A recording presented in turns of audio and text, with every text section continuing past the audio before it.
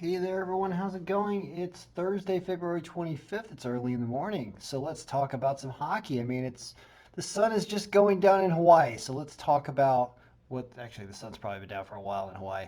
But let's talk about hockey anyway.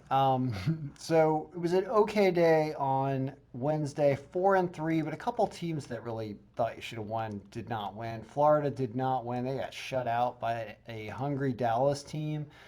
Um, Now, one good thing about handicapping this yesterday, and we're going to be really more selective today when I talk about Thursday's games, but seeing the change in goaltender to Nedeljkovic, we're not even going to try to pronounce that name, but seeing that change for Carolina really pushed this heavily to Tampa Bay.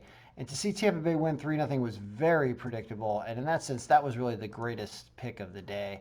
And, they have the strongest goalie here. They've got the strongest power percentage. Like, there's a lot of reasons why that was a great pick and a reasonable line for that. Here, Rangers and Philly hits the over. We actually got the projected score exactly correct. We can look at these things and actually we can change the number format to just have no decimals for right now, and you can see how we did if we don't round it. And we hit that one exactly. That's pretty cool. In terms of also being over, which is what I thought was going to happen in that game, and of course it gets there. It gets over 5.5, gets over 6.5.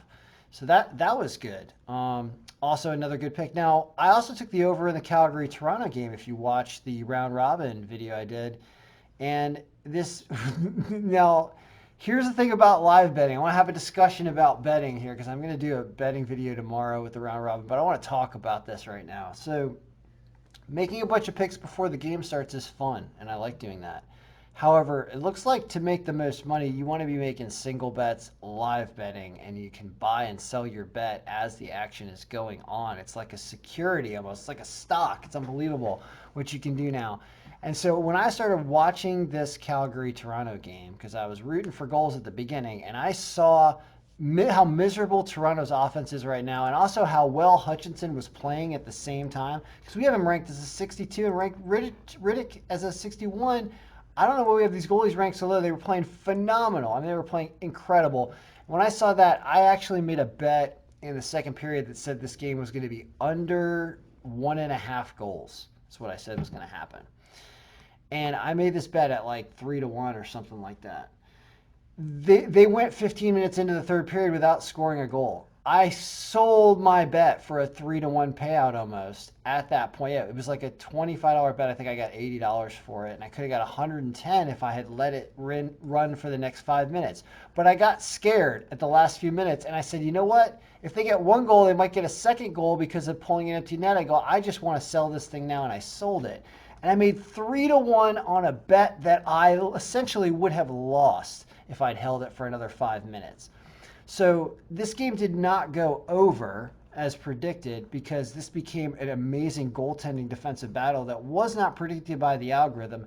However, there's a reason why I understood that this game was a better over pick than this game. I even mentioned it in the video when I talked about it yesterday. And it was because these two teams have a closer fighting battle, and why is that? Why did I think that? I can't put it into words. Someone's asking me, like, how can you explain what you're talking about? And you say you watch hockey and you're handicapping. And I can't explain why I knew there was going to be more goals in this game, but I knew it had more chance of going over than this one that looked like it had a lot of offense. Now, Toronto's not playing well this week, which brings up another point, which is we need to bring in a streak factor of how the team is streaking right now. That needs to be another one of these columns to show like how they've done their win percentage over the last 10 days or something like that. That's going to be a good idea to have. And I will add that because that would show you that Toronto's not playing as well right now. And I think they hadn't scored in like 5 periods or 6 periods or something by the time they got the goal in the third period to eventually win this game, but barely. So there's a lot to talk about there, but anyway, moving on. Anaheim and Arizona, almost exactly. Arizona actually comes back, I believe, and that's good sign for the algorithm, which had them all the way through. So good for them. This Colorado team that's not really playing all that great. They had a rough series with Vegas, but they just came back after whatever. we expected a lower scoring game. It wasn't. Minnesota exploded on them, and Grubauer's got an 86% goaltender strength rating, played awful.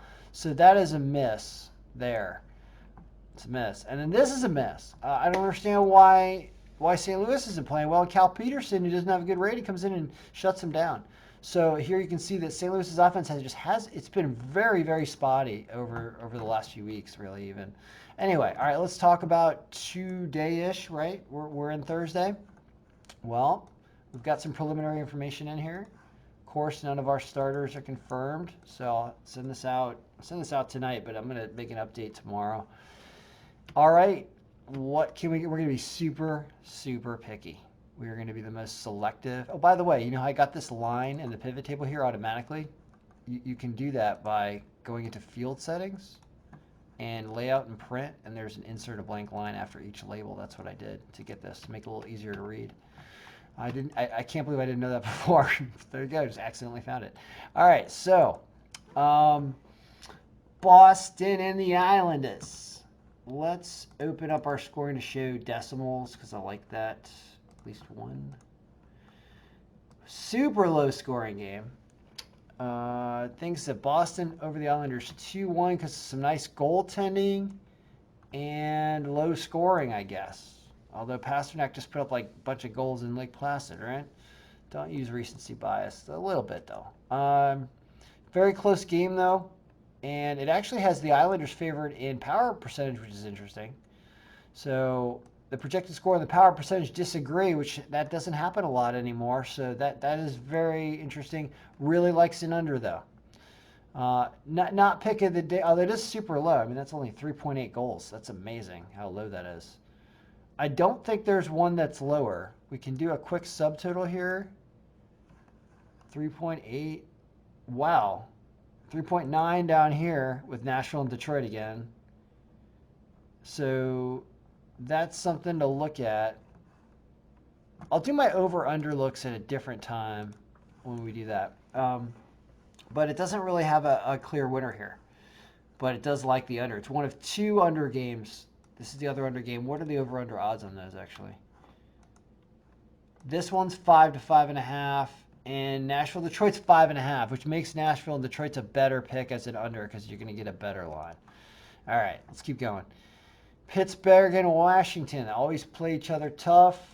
Anything can happen here. Super close game, so it's not a pick of the day worthy because these are coin flip games. These two teams fight each other hard. Carolina and Tampa Bay. They're going back to Reimer, of course, which makes this a much closer game. Absolutely. It makes them a much stronger team, by the way.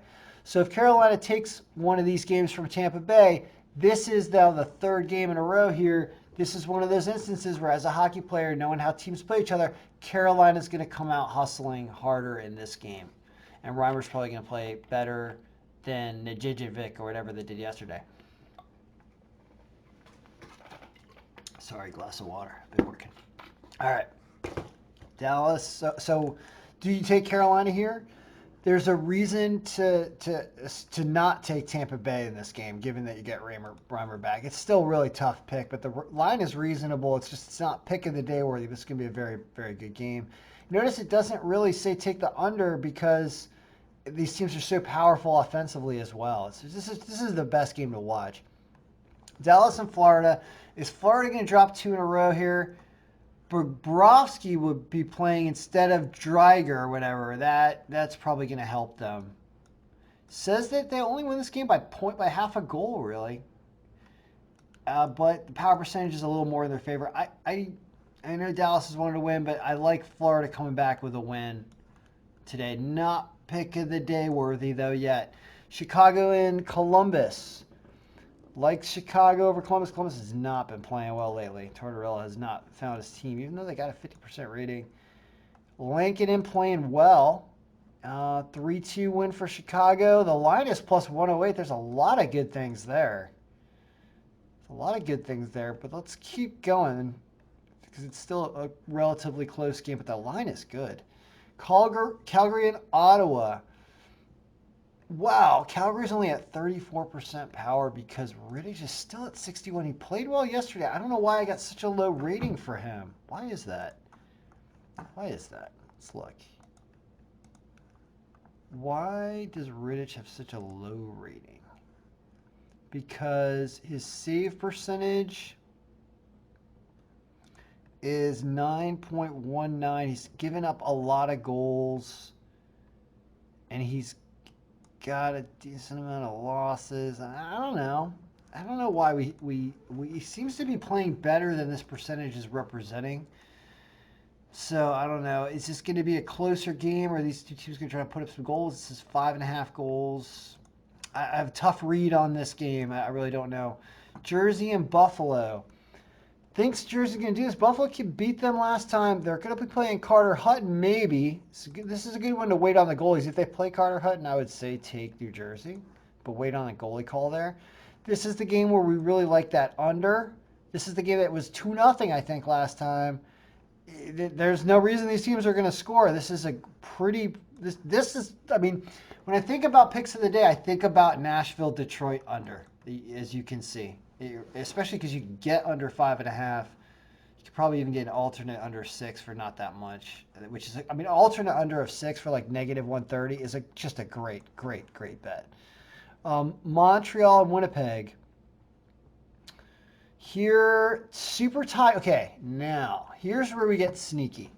So, Montreal and Winnipeg, it predicts 5.4 goals. Hellebuyck's pretty good, but this super type in power strength is a sign that this game might go over because they're going to be slugging it out for goals late. It's 6 or 6.5 is the over, though, so... No, see, that's how you can tell this is such a better pick to take the under here than to consider doing something here. We're going to be really selective when I make the final bets tomorrow. Edmonton and Vancouver, loving Edmonton. Edmonton really has been making it happen. They're going to go with Demko, and didn't they just play? And Edmonton came back and won, was it? Came back and won late. The final score there was, yeah, they came back and won 4-3, right? Now, here's something cool I want to talk about before we're done for the day. So, we're starting to get some pretty interesting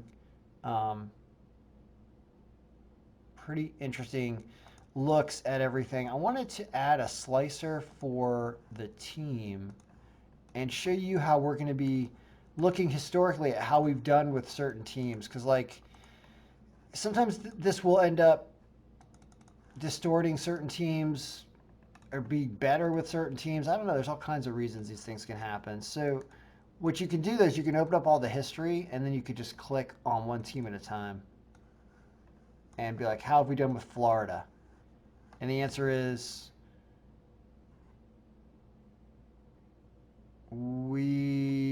this is confusing. The answer is I do not know yet. Because something doesn't look right. Yeah, I know it's not working right. So don't worry about that yet. But I will take a look at how we can browse through team histories and stuff, because I've done this with football and things where I show the win percentage of certain teams, so it kind of helps for looking at when we're looking at a game and we're saying like, oh, today, well, do we like a team like the Islanders because they might win here? Do we like a team like Florida? Do we like a team like Chicago? And you can see that, we've won a lot of games with Chicago this year, so they're kind of a good bet for us. And I think that we have. That's kind of why I wanted to look at that. But anyway, that's a 14-minute video, guys. I'm banging out the minutes on the videos tonight, guys. That's the update for Thursday, the 25th, and may all of your picks be doing the best they can do. There'll be a update tomorrow or today, whatever day we're talking about here. Thursday, there will be an update before the 7 o'clock games where I reveal what my pick's going to be for both this and college basketball. All right, good luck, everybody. May all your picks be